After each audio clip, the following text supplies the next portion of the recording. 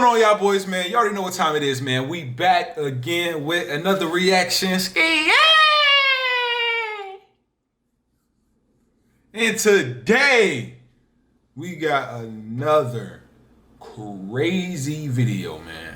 Today's title of the video is called The 15-Year-Old Boy Who Decapitated His Classmate. 15 years old, decapitated his classmate.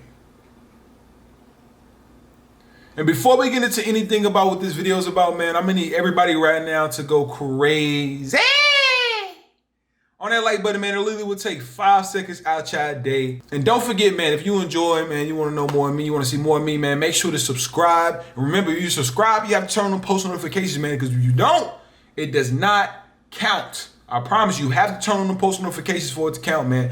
Also, the boy going live on Twitch now, man. The boy's finna be doing every reaction live. So if y'all boys want a chance to feature in the video of mine, like y'all finna see right here, man, all you gotta do is click the first link down below in the bio and first link pin in the comments. I'm gonna pin in the comments as well, man. But yeah, like I told y'all, man, before we get to anything, make sure to smash the like button. Remember, the more likes, the more comments that this video get, the higher that it ranks, man. So I'm gonna need everybody to just spam them comments, whatever you want to, like it or whatever, man. We need to let this, honestly, this story needs to get out to everybody, because honestly, a 15-year-old boy who went to these extreme measures is crazy, you know. But I don't want to talk too much about what the video is going to be about. Just know this is a pretty crazy story, you know, from basically what I have seen. I personally myself have not watched it yet. I want to just watch the whole thing raw, uncut, give y'all my perspective, and y'all also give me y'all perspective down below. Just comment it down what y'all think, y'all thoughts and all that. So just interact with me. I know I love to interact with my audience too, so I make sure to talk to y'all boys back, man. But let's get into this, man. I love y'all boys. Remember, like, comment, and subscribe. Remember, you subscribe, make sure to turn on notifications, because it does not count. The subscribe won't count. Hit the post notifications, man. Let's get it. Do you know that person who's always quiet and cool? Would you believe they are capable of hurting someone? When a teenage boy disappeared, no one could have imagined that the quiet and innocent-looking boy in his class was behind everything. Okay, look, I know everybody be hate when I pause before a video. I mean, before the video even starts. But that is a serious question, though. Do everybody know that one innocent, quiet-looking boy in class? Like, I'm talking about the school shooter. I'm talking about Hall of Fame, everything. Like the one that pull everything out of his backpack, and you be like, oh, like, hold on. Like, you know what I'm saying? Like, everybody got that one kid in school. You just will not think that he will be on some timing like that until it happens, bro. You know, it's honestly like that. Everybody got that type of kid in a school. You know, you lying if you have not, if you're lying if you cannot admit that you went to a school with somebody who was a school shooter. Facts. Let's dive in. 𝐒𝐮𝐬𝐫𝐢𝐿𝐵𝐢𝐿𝐴 Okay, now he look like his name is Eugene. I'm not even going to. He look like his name is Eugene. This is serious though, so I'm sorry, y'all, if I'm joking right now. 𝐒𝐮𝐬𝐫𝐢𝐿𝐴 was the type of person that everyone just liked. He was funny, kind, and sensitive, and was always helping out whenever he could. He loved art, music, and poems, and aspired to be a writer. Lee grew up in Lawrence, Massachusetts, though his family was originally from the Dominican Republic. He lived in a huge household that included his mom, grandma, uncles, and other relatives. Lee was super close with his family, most especially his grandma. Every day after school, he would come home happily singing, and he would hug and kiss his grandmother and say, "I love you, Grandma," and his grandma would reply, "I love you more." That's so sweet, right? Lee-Manuel went to Lawrence High School and was friends with a boy named Matthew Borges. There's a lot of conflicting information about the kind of person Matthew was. While some people described him as quiet, smart, and helpful, others saw another side of him, describing him as now this is like the real Eugene. My bad. troubled person with serious anger problems. Matthew was dating a girl called Leilani DeJesus, but they broke up when Matthew accused her of being unfaithful. But even after the breakup, Matthew was still so possessive of her and hated seeing her with some other boys. He would get extremely jealous and angry if Leilani so much as spoke to another guy in school. So one day in the cafeteria, Leilani was joking around with Lee, and Matthew saw them. He totally lost it. He started shouting and making a scene, and a teacher had to escort him out. But that was not the end of it. On November 18th, 2016, Lee had just eaten dinner with— See, I'm not going to say like I haven't been there before, but a lot of people be battling like demons within themselves. Like for her to not be able to talk to no guy, you know what I'm saying? And just so he can be happy, is honestly he battling something within himself, which just have to be some type of insecurity or something. You know what I'm saying? Like, I'm not saying I haven't been that type of person, you know, but I know, like, because I'm a guy, you know what I'm saying? I mean, you see a girl talking to another guy, you don't want to see that happen, you know, and it's not so much on because, like, you just don't want to see them talking to another guy just because of yourself. It was me. You know, I was insecure within myself, and I can admit that. You know, and the more I grew and mature, I realized that that was childish, you know, and I really don't be on that type of time anymore. But I mean, they seem like they was kids, so you can't get too mad at that and say too much about that. You know what I'm saying? With his family and was resting in his room when he got a call from Matthew. A CCTV camera captured the two teenagers talking and heading towards the local Merrimack River. This was the last time Lee would ever be seen alive. The following morning, when they tried to call him down for breakfast, Lee was nowhere to be found. His room was completely messed up and some of his things were missing. But weirdly, the most essential things, such as his all right, yeah, okay, now I'm definitely gonna buy YouTube Red. With a beautiful logo. Just go to 𝐒𝐲𝐤𝐸 logo. phone, wallet, and keys were still in the house. It was unlike Lee to go off like that without telling anyone. His family was worried that something bad had happened to him. They searched around the neighborhood and called all his friends, but no one had seen or heard from him. After hours of searching without results, they called the cops. Investigators soon found out that Matthew was the last person to see Lee before he disappeared. And when Matthew was interviewed, he told investigators that he and Lee had gone there to and that they parted ways afterwards. He insisted that he had no idea where Lee was, and said that he learned about Lee's disappearance the next day at work. The girl I was talking to told me, she said, "Have you seen Lee?" I was like, "Yeah, I was with him the other day." And I was like, "Why? What happened?" She said, "He's missing." I was like, "Wow." He even took the detectives to the south side of the riverbank where he said he last saw Lee. 2 weeks went by without any lead as to what happened to Lee, and his family was getting desperate. They could not understand why the police were taking so long to find their son, and thought their son's disappearance was not being taken with the seriousness it deserved. Then on December 1st, a man walking his dog noticed something suspicious floating in the water. He went closer to check and was horrified to realize it was a human corpse. The body had no head and hands. What? His body didn't have no hands or a head. Are you serious right now? Nah, this is wild, bro. Hold on. The body had no head and hands. This dude cut that kid head off of his neck and cut his hands off. When I tell y'all, like, honestly, people be fighting real life demons, it's crazy, bro.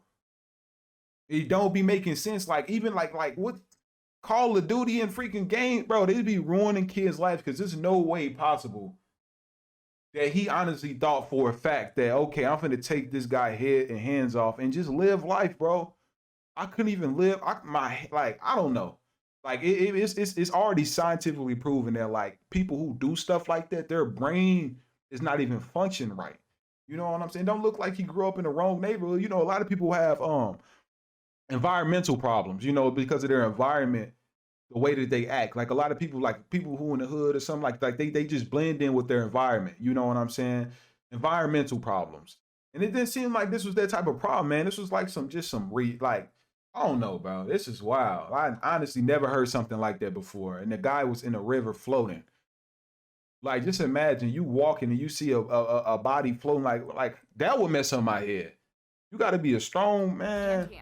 But the coroner was definitely able to become a product determine of your that life. it was Lee. His head was later found by a state trooper who saw a plastic bag bobbing in the river. He pulled it ashore with a stick and found it was weighed down with rocks. But when he opened it, he was shocked to find a human head. Lee's hands have never been found. An autopsy report showed that Lee had been brutally stabbed 76 times. What's even more disturbing, they could not tell if some wounds and the beheading happened before or after he drew his last breath. This means that Lee might have been alive during the entire ordeal. That's just awful. I can't imagine the pain he must have gone through before he finally passed on. Everyone in the community was shocked that something so horrible could happen so close to their homes. They were even more terrified to think there was a cold-blooded killer hiding among them. A vigil was held at school as friends and family gathered to remember the kind-hearted and humble boy who was always happy. Why would someone want to hurt him? Lee's family was totally devastated. His mom, 𝐋𝐢𝐤𝐞, believed that the police could have done more to help find her son. If it was their kid, would they have waited 2 weeks to look for him. The last 2 person who was weeks? seen with Lee Nah, was that's Matthew. wild. So investigators started talking to everyone who knew Lee, and that's when things started to unravel. Some of Lee's classmates told investigators that Matthew had wanted to break into Lee's home and steal his PlayStation, belts, and clothes. He said that he was going to lure Matthew out of the house while his 4 friends robbed Lee. But after the robbery, the friends said that Matthew called them and said, "I killed him. He's dead." He even told one. So they robbed this kid for a PlayStation 5. Or, I mean, whatever, like, I don't even know.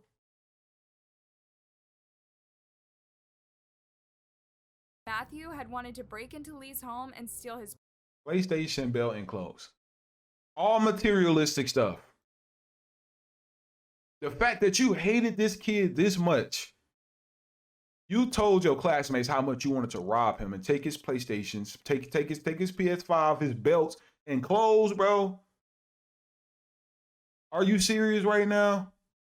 Like, this is honestly what life is going to, man. It's wild. Like, honestly, this dude, and it's so crazy how people can hate on you that much. And they'd be sitting right next to you in class. Sad, man. PlayStation, belts, and clothes. He Sad. said that he was PlayStation, going to belt, lure and clothes. Matthew out of the house while his 4 friends robbed Lee. But after the robbery, the friends said that Matthew called them and said, "I killed him. He's dead." He even told one that he had chopped Lee's head and hands off so he wouldn't be caught. His friends said that Matthew usually said weird stuff like that, so they didn't take him seriously. But he was serious, as the detectives would find out. And this was not a spur of the moment thing. Matthew had actually planned to take Lee's life. A few days before Lee disappeared, he had sent a message to his former girlfriend saying, and I quote, "I think of someone and I smirk. It's all I think about every day, but I can't control myself. I like the sound of it, the idea of causing pain and someone getting in my way." He also made it clear that he didn't like her talking to other boys. Then sent some more incriminating texts to the girl saying that he believed a person's eyes changed when they take someone's life. "Take a good look at my eyes the next time we talk, cause that's the last time you're gonna see them like that ever again." How dumb is this? You're about to commit a horrible crime and you decide to tell people about it? He naively thought the girl would keep his secret and not report him, but he was mistaken. If those not red flags, then I don't know. Like, they must be mistaking red flags for carnival rides or whatever. Like, honestly, it don't make sense. This dude didn't text you all this type of stuff, and it was honestly red flags from the jump of y'all talking. I probably need to give him a do-rag. I feel like, honestly, bro, like your eyes, talking about some changed colors. The only thing that's changed the color is the rag, my boy. Honestly. All jokes aside, this dude is crazy. Like, I have never heard nobody like on some type of stuff like this. You have to be on death row, bro. You have to. Like, it's you really planned this out and told your girl, like, I honestly think that I did killing someone to get happy, bro. Like, this is honestly, man, I don't get it. And his own words were used to arrest and charge him with first-degree homicide. The most incredible thing about all of this is that the police had no physical evidence against, and he probably would have gotten away with it. His arrest came as a shock to some of his classmates who tried to defend him, saying that he was not capable of hurting anyone. So she just said literally that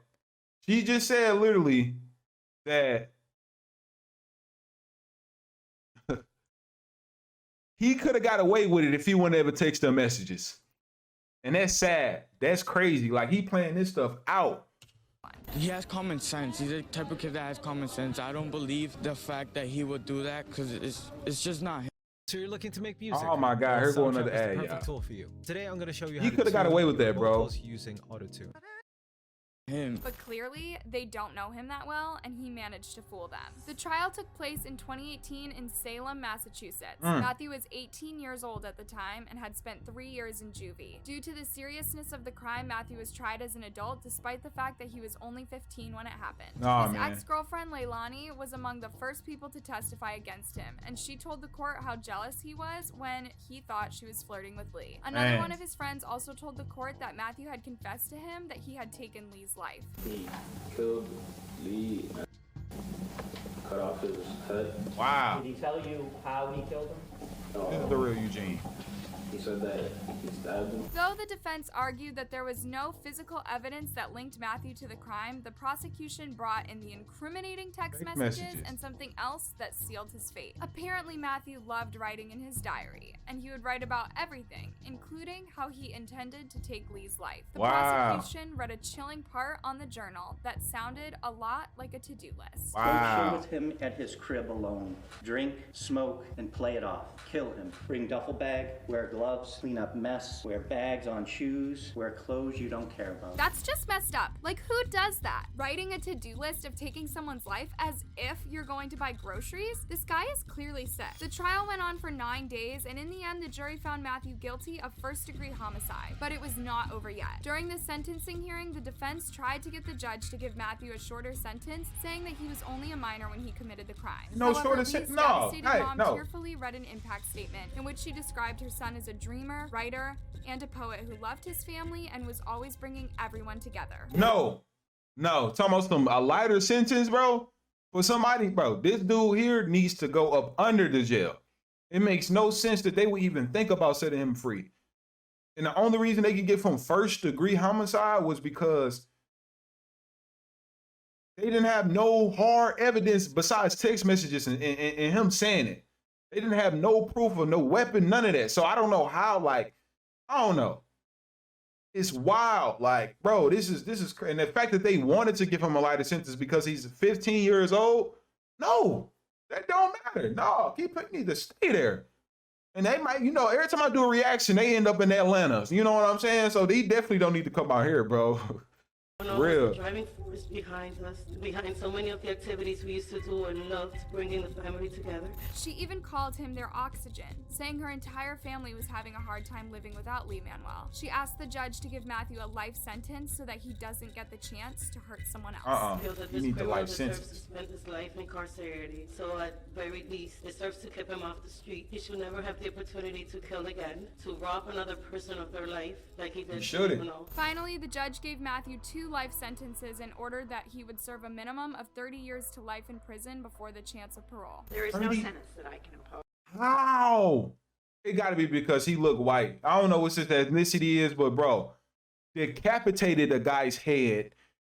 I'm talking about like his hands,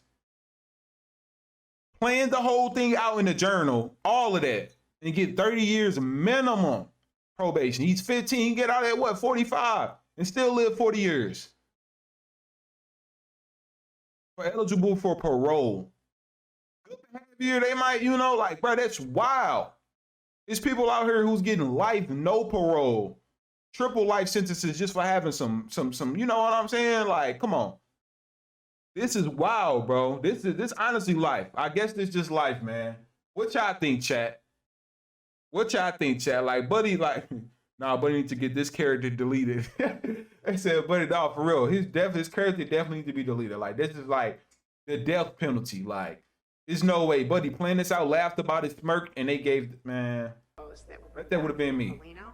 Or that will answer the questions that we all have about how this could happen and how a 15-year-old boy could kill a friend in this manner. Can you believe that? If he was old enough to commit such a horrible crime, shouldn't he be old enough to face the consequences? Yes. Such a crime would normally get someone a life sentence without the possibility of parole. But the state of Massachusetts decided it was against the law to convict a teenager to life sentence without parole. While his sentence was being read, Matthew just stood there with a blank stare on his face. He also remained quiet throughout the trial and didn't even bother to show any remorse for his action. By the time he gets out, he'll be in his late 40s. While I'm happy that he's going to be away for a long time, I still feel that age should not be considered in such brutal crimes. No, this guy took an innocent person's life in cold blood. Whether he was a teenager at the time should not have mattered. Lee had a whole life ahead of him, and Matthew mercilessly took that away from him. He left a family sad and devastated, and they may never get over such a loss. It's hard enough to lose a loved one, but losing them in such a manner is traumatizing. I do hope that the pain will become more bearable with time. Rest in peace, Lee Manuel. That's the end of our video today. What do you think about this case? Does Matthew deserve